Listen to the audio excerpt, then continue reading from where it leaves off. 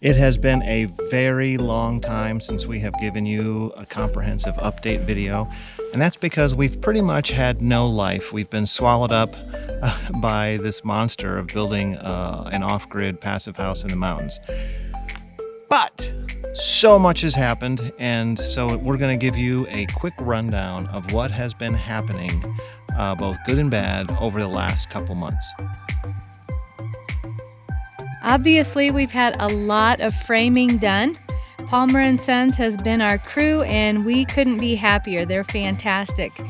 The interior 2x6 shell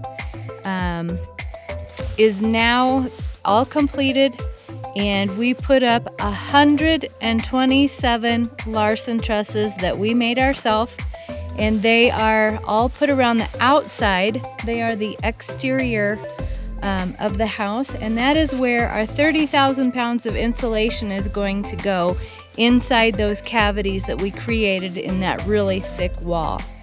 We've also got our garage up now, and our breezeway is finished. So right now we just have interior walls to frame. It would be safe to say that concrete is our nemesis.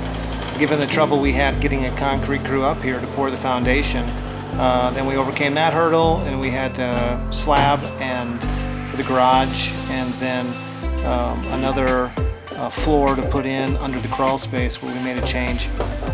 They came up and actually poured the garage slab okay, but poured the rest of the concrete into the wrong spot. They poured it into our water tanks. Luckily the tanks weren't in there, or they probably would have known better, but the guys are coming out and gonna clean this out and replace the pea gravel so we can drop our water tanks in safely. Behind me you can see that there are two different types of covering on our house, and I thought I would just explain that. The black is a Mento. It's an air vapor barrier, gonna hold our cellulose insulation in there with the purlins on the outside. That is going to be covered with metal, or metal siding, and then the part that is covered with OSB, some of it's painted white, some of it isn't. I haven't finished it yet. That is where our cork is going to get adhered to for the outside siding. This is the inside of the garage. It is plenty large, which I'm very excited about. We made it this big for a couple of reasons. One, we have lots of equipment now on the property. The tractor, the four-wheeler, the chipper shredder, the log splitter, all tools that we need, and we're tearing down the construction shed where they're stored now. And so those will move in here along with our vehicles. So we've got a 12 by 10 foot door on one side, and then an 8 by 8 foot door for the car on the other. Also kayak storage. And so you'll see we've got it framed out for a window up here, and eventually what we're going to do is we're going to put a loft across this space for kind of like a guest room, or just another kind of secondary living area down the road. We're going to recover from this building project, both physically and financially, and then we'll attempt that. But that'll be a cool space, and also extra storage above. So we have really high ceilings. It's about 19 feet, just shy of 19 feet up in here. A couple of days before Thanksgiving, Colorado had a very early and historic snow. We had 30 inches here on the property in a matter of 24 hours. So it pretty much shut everything down.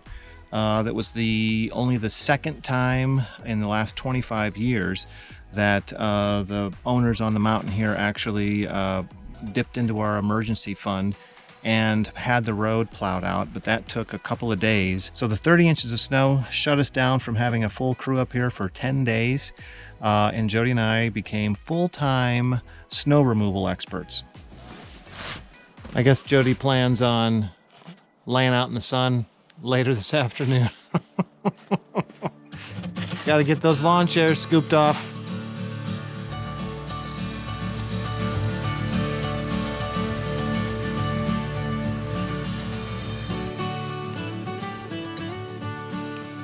Probably the biggest challenge that we've had so far with this build has been all about the windows.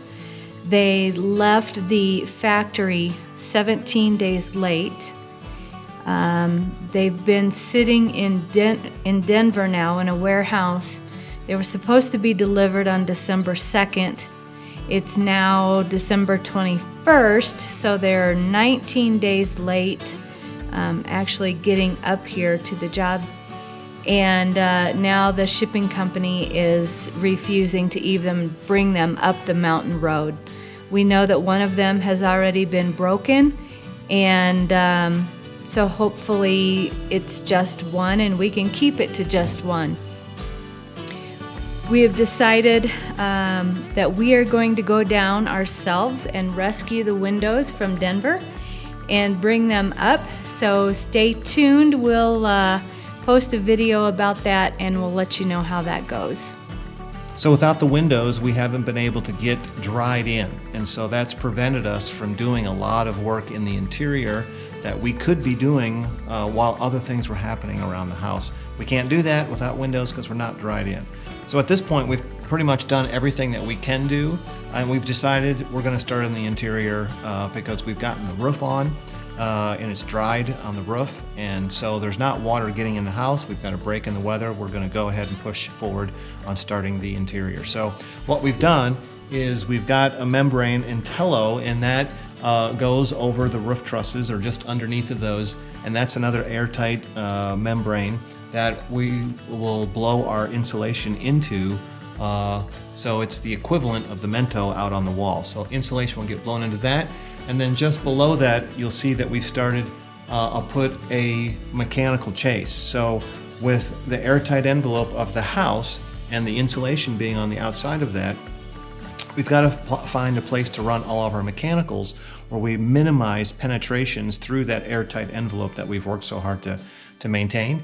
And so that's where the mechanical chase, we'll actually have a 4-inch mechanical chase all the way along the ceiling, and that's where all of our wiring, our air distribution, all that stuff's going to go. Do you remember the huge concrete coffins, as we call them, that were down in our crawl space that we had to pour? This is a shear wall. This is attached to that massive piece of concrete. We have 2 of these.